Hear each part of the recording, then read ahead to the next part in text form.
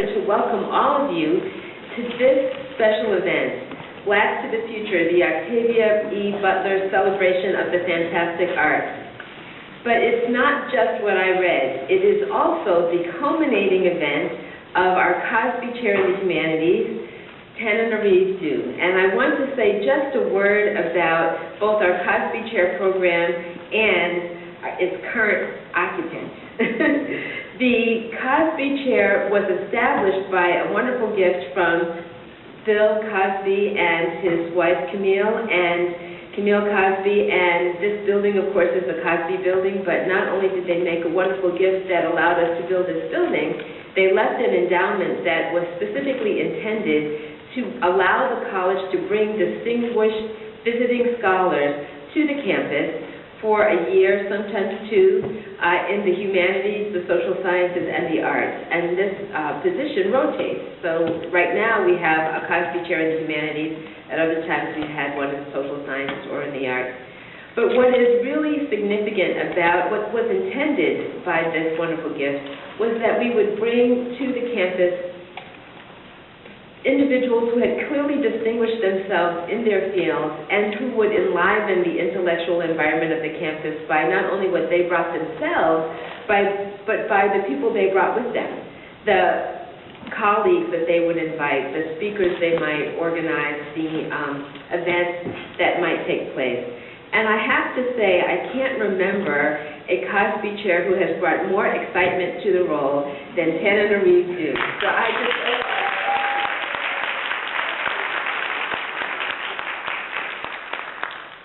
When you say something is a culminating event, it makes it sound like the end, but I can assure you it is not. I'm sure there's more to come. But we have had throughout the year wonderful programs that she has organized, and this one is certainly a very exciting one. So I really want to just say thank you to Tana Reeves, and let's give her another round of applause.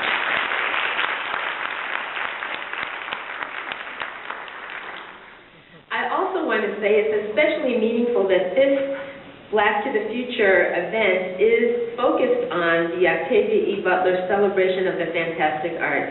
Some of you may know that Octavia Butler spoke here at Spelman College not long before she died, actually, and it was a packed crowd, and I was here and very excited to hear her read some of her work, and many people were at that excited. And we were all, of course, heartbroken when she died so tragically. So it seems wonderful to, again, celebrate her here while Tana Reeves is here, because their work in speculative fiction is, of course, inspirational, but also it is, I think, an important part of the African American legacy that we should celebrate here at Spelman College. So I'm very delighted to be able to welcome you all here. There are others who will speak about the occasion. You will hear from the chair of the English department, Dr. Stanley, and of course from Tana Reeves herself, and you see the program, a wonderful poem by Professor Moore, and other special events.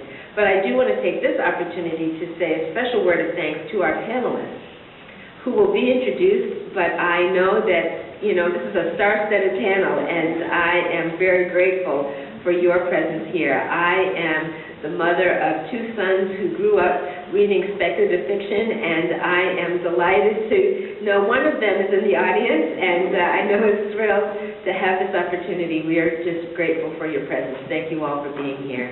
And without further ado, now let me invite to the podium Dr. Stanley, Chair of the English Department.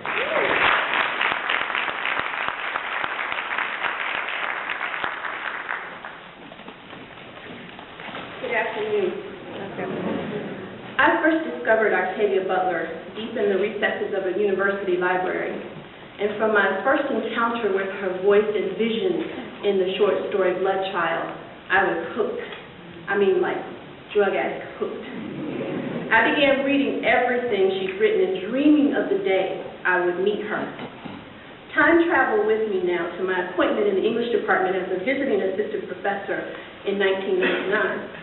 When my colleagues would revel in telling me the stories of how they met Octavia Butler at the Black Speculative Fiction Conference at Park Atlanta in 1997. 2 years. I'd missed her by 2 years. Time travel with me again to the academic year 2003-2004, when I had a junior faculty sabbatical and was away from Spelman, when Octavia E. Butler came to the English department. My department, where I worked every day. The very week I was out of town, thanking the Mellon Foundation for my fellowship. I had missed her again, this time by days. And those who knew my admiration for her teased me good-naturedly and made me jealous with stories of Butler's grace and kindness and wisdom and passion. But I took heart because I just knew I would get to meet her one day. And then came February 24th, 2006, and I, like others in the speculative fiction community, was devastated at her loss. But I was also empowered. Before that time, Octavia Butler's work was what I did for fun. It's what I did when I needed a respite from scholarly work. But suddenly, I realized that though I've never gotten to meet my hero in person, I had met her in paper. I realized that I'd met her in every plot, every page, and every personality that she invented, and I wanted my students to meet her too. So although my area of study is media studies and images of women, I decided that I should start teaching Octavia Butler. I realized that from Wild Seeds to the parables, when it came to depictions of women of African descent, no one had done it better than Butler.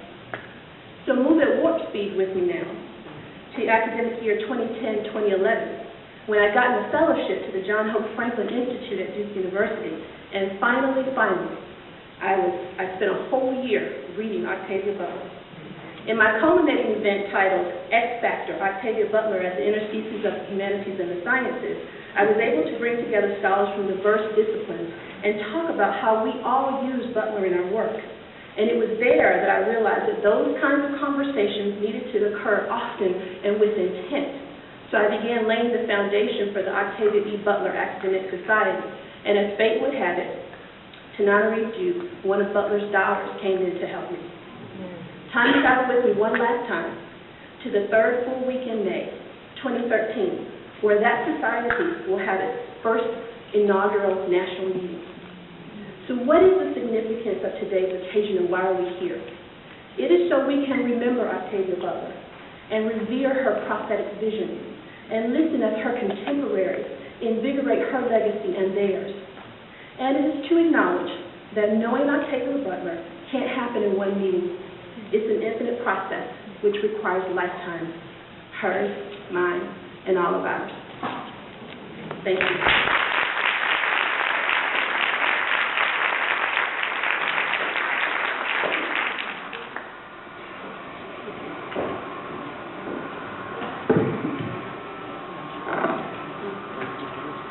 I'll wait for the screen.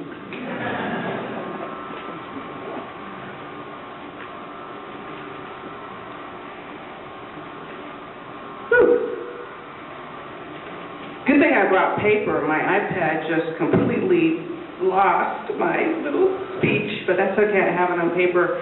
Thank you all so much. Thank you so much, Dr. Tatum, Dr. Stanley. Thank all of you for coming here today. I am Tananarive Duke. I love the sound of it, so I have to say it. I am the Cosby Chair in the Humanities at Spelman College.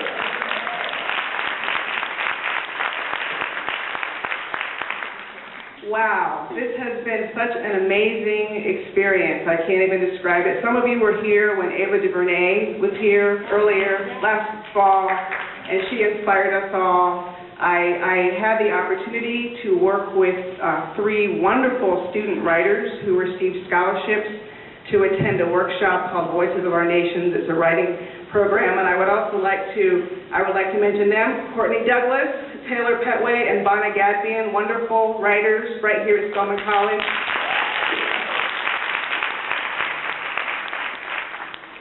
So thank you all so much. I really do hope that this will be an unforgettable celebration for all of you. Some of you were here for the film festival a little bit earlier, and also that wonderful performance paper by DJ Lene Denise. Tonight's event is being live streamed, so so we can share it with anyone around the country, I say the world, who would like to celebrate with us in honoring the spirit of Octavia Butler and the genre she so loved. First, I also would like to mention a few very special people who are here, because believe me, what you see here, what you see outside did not happen by itself, and this is a very cooperative campus in terms of collaboration, and I have a lot of friends who have been very supportive. I don't know if Dr. Beverly Guy-Sheftall is here, but I do want to mention her, because, right here in this room tomorrow, now Dr. Beverly Guy-Sheftall is the founding director of Spelman's Women's Research and Resource Center, and they're sponsoring the annual Tony K. Bambara Scholar Activism Conference right here, Friday and Saturday. That will be spectacular. Please do come back to that.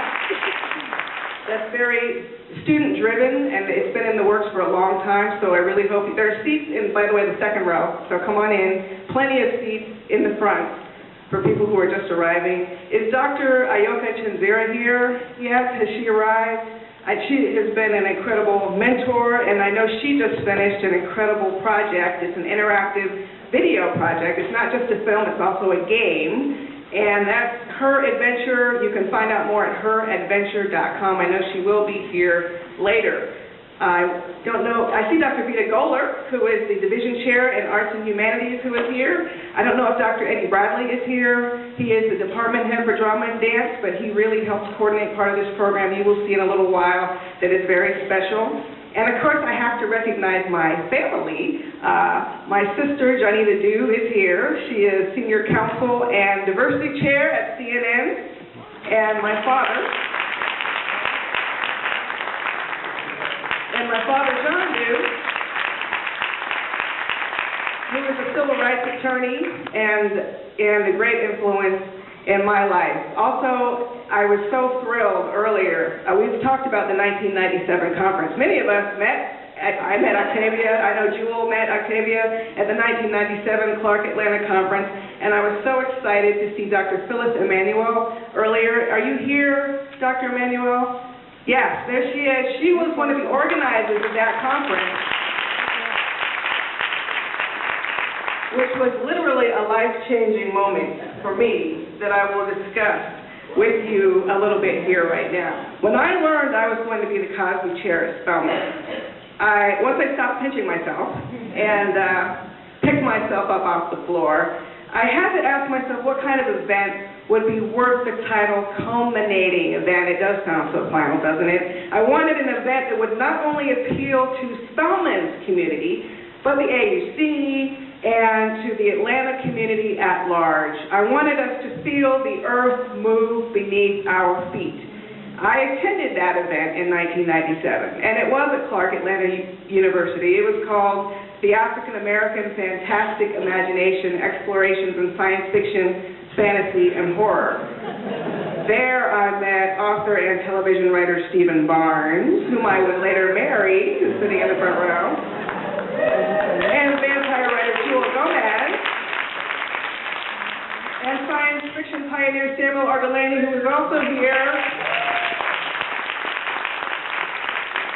But I also met, sorry Tarsha, I also met Octavia E. Butler. I didn't even know what I was getting into so much, but I did, and I met her. She's tall, humble, shy, commanding. I was a new writer. I'd only published one book when I was invited.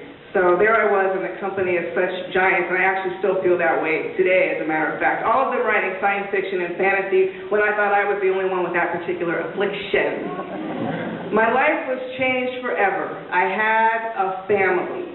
At long last, I belong somewhere. I know others of you who feel the exact same way about speculative fiction. I know Octavia felt the same way because she had a photograph from that 1997 conference on the wall of her house, when Steve and I spent an afternoon there interviewing her.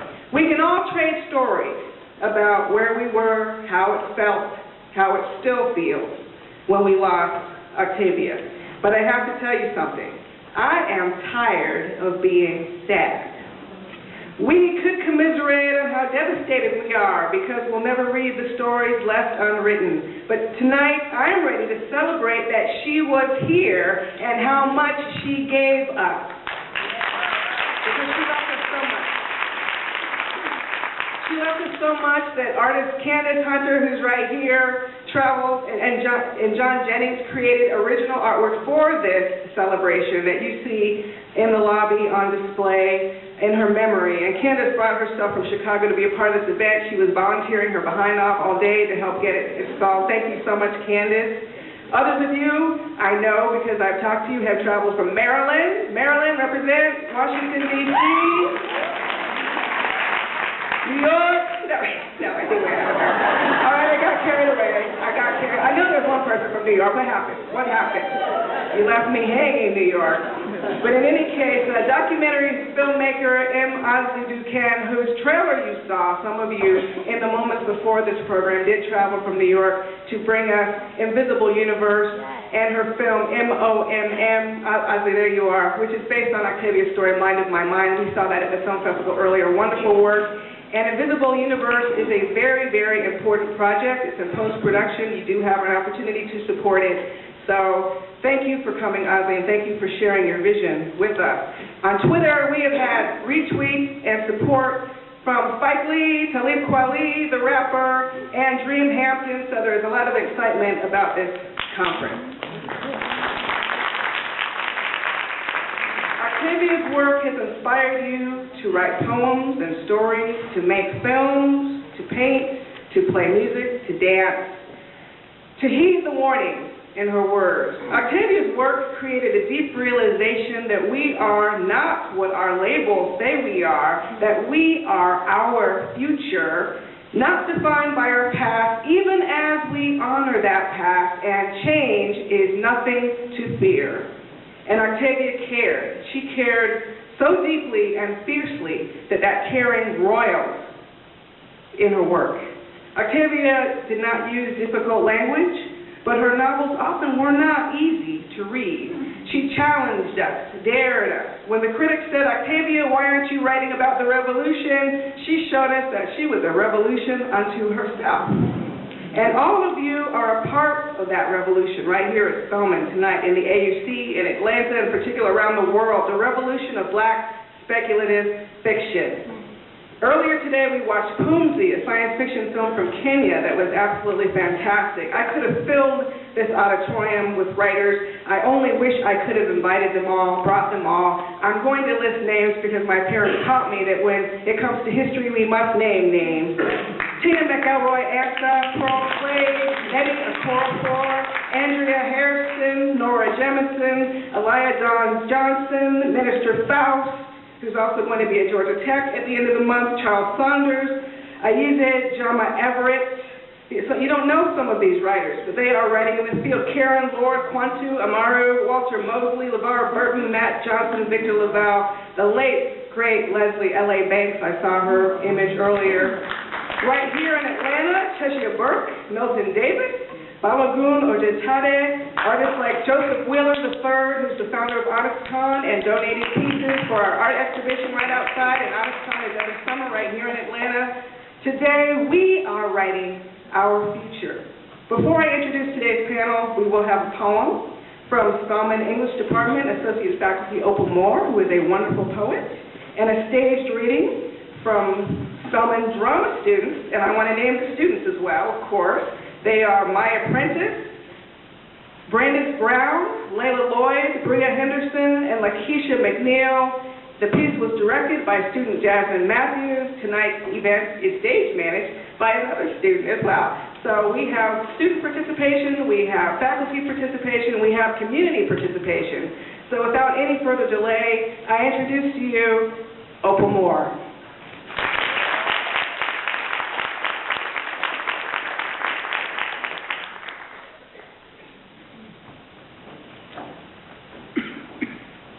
Good evening, everyone. First of all, it's my privilege to greet you yet again, and also to thank Tananari. You've been wonderful. You have just really brought such spirit to our English department. And the president has said that this won't be a culminating event, so maybe we can hold her to that. This poem wants to speak in the voice of Octavia Butler. I had the chance to meet her as well when she came here to touring with her last book, Fledgling. And I agree with the words that Tanana Reeve used to describe her: tall, shy, commanding, and humble. She's a woman of few words, and so this is a poem also that will not bury you in words. I am black, I am solitary, I have always been an outsider. Octavia Butler. Octavia Butler leaves no immediate survivors. The New York Times, March 6, 2006. And what does it mean to survive? To eat meekly? To spoon scrape the dry cups of your etymology? What does it mean to be outside? The freedom to imagine what it means to be free? To take the measure of the gilded cage, to lift your dread locks like tentacles, like tongues, to touch and taste the dark.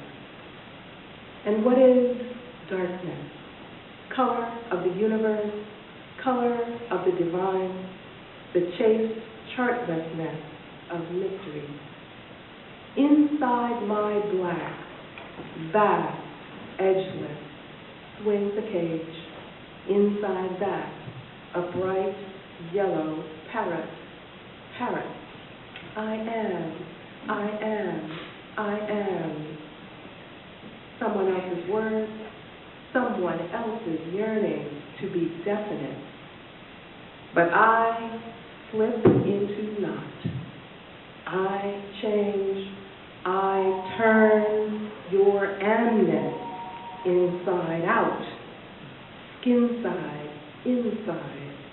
That last day I fell forward into the vexing mystery.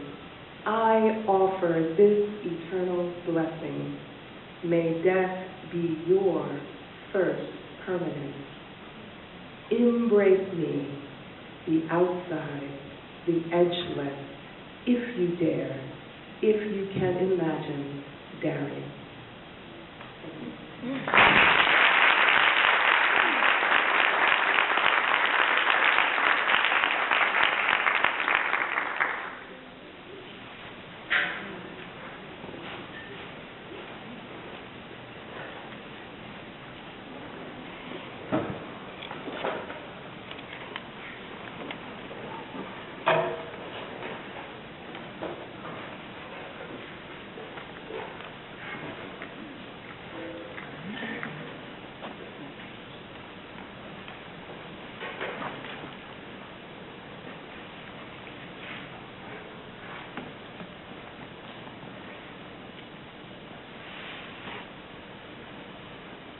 From Parable of the Sower, Earthsman, the Book of the Living, by Lauren Oya Olamina.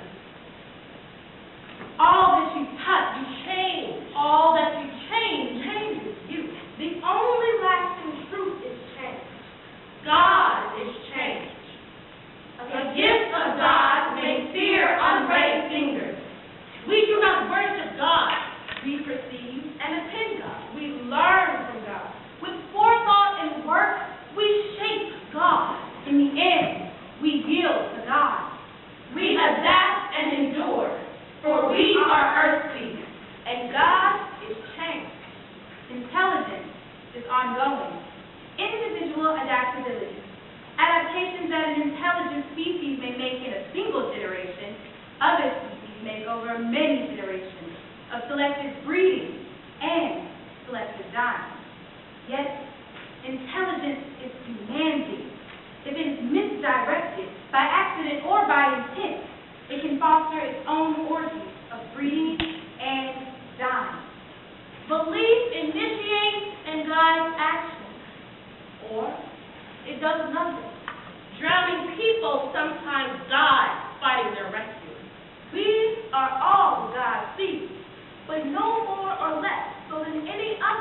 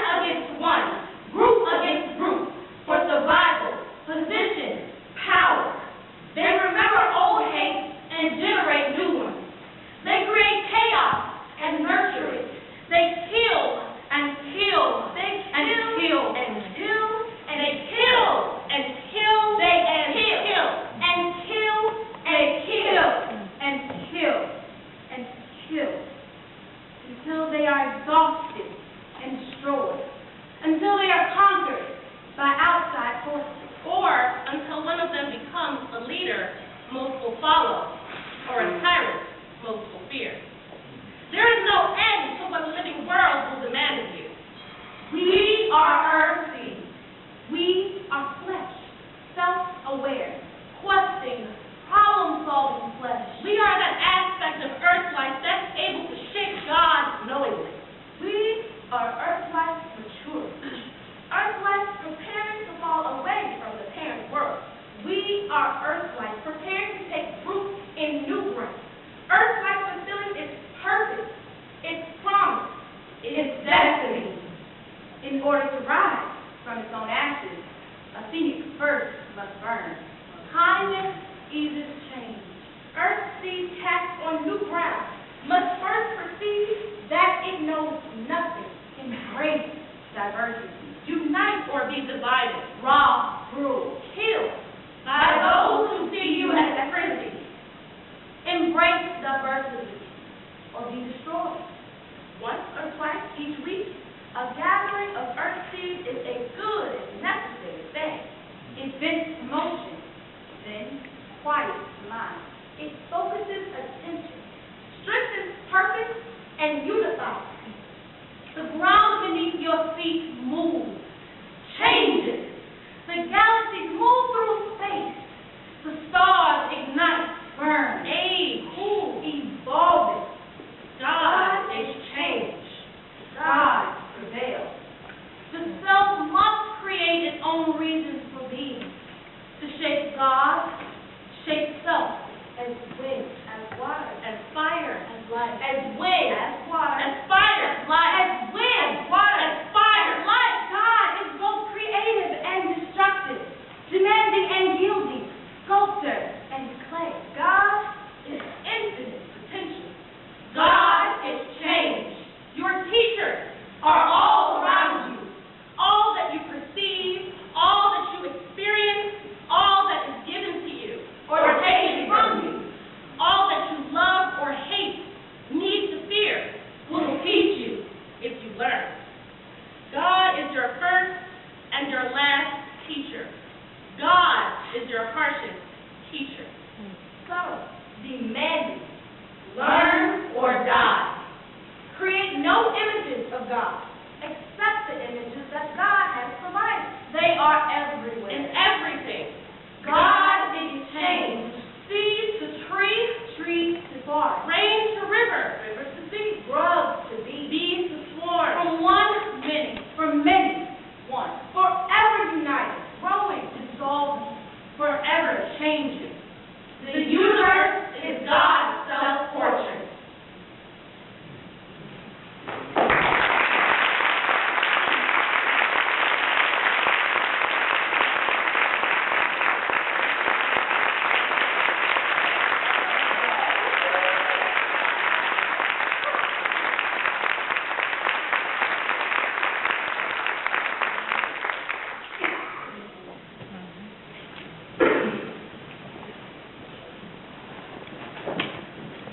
Now you see why I love Spelman College so much?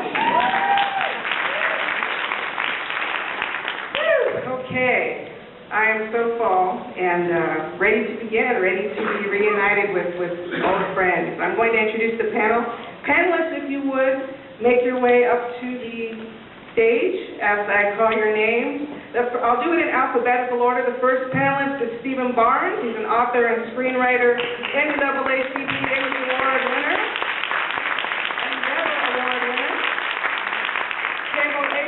Nominee, author of Lion's Blood, Zulu Heart, Shadow Valley, Great Sky Woman. His television credits include The Outer Limits, The Twilight Zone, and Andromeda.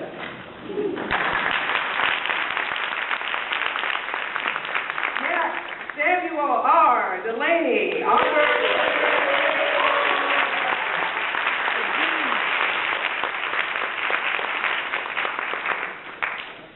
Science Fiction Hall of Fame, Nebula Award winner, Hugo Award winner, author of Dahlgren, Bubble 17, Dark Reflections, Through the Valley of the Nest of Spiders.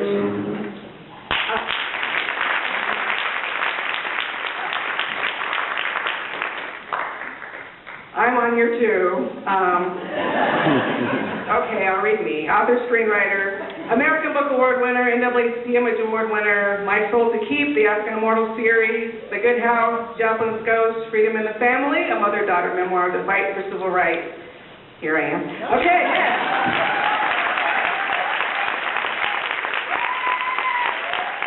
Jewel Gomez, author, poet, playwright.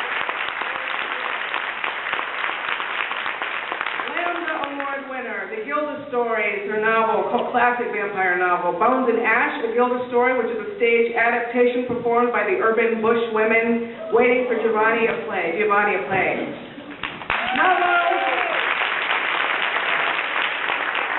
Nalo Hopkinson.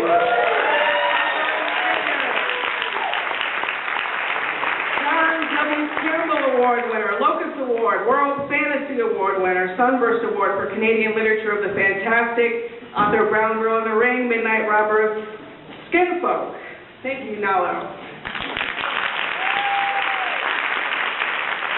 I call this my panel of thousands.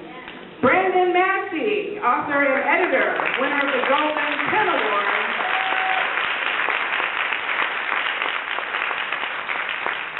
Author of Covenant, Don't Ever Tell, Cornered, The Other Brother, also our editor in the Dark Dreams anthology series, and The Ancestors. Thank you, Brandon.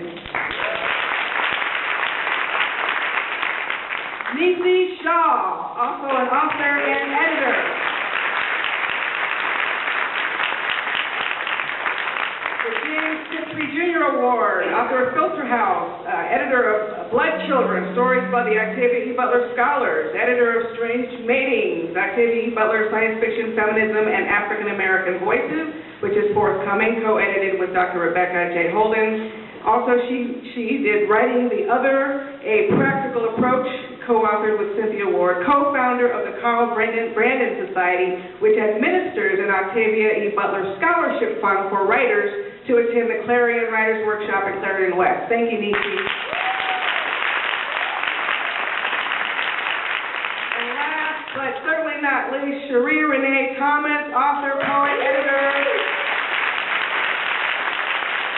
Fantasy Award winner, New York Foundation of the Arts Fellow. She's the author of Shotgun Lullaby, Stories and Poems, also the anthology editor of Dark Matter, and Dark Matter, Reading the Bones. If you haven't read them, you must. Named a New York Times Notable Book of the Year. Ladies and gentlemen, I present your panel.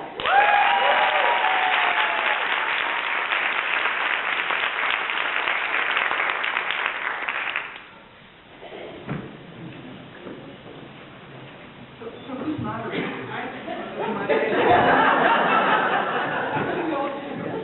It's really such it's a kind of a silly notion because anyone up here could moderate this panel, and I would hope that it will fall into the category of conversation at one point, but I am supposed to be the moderator.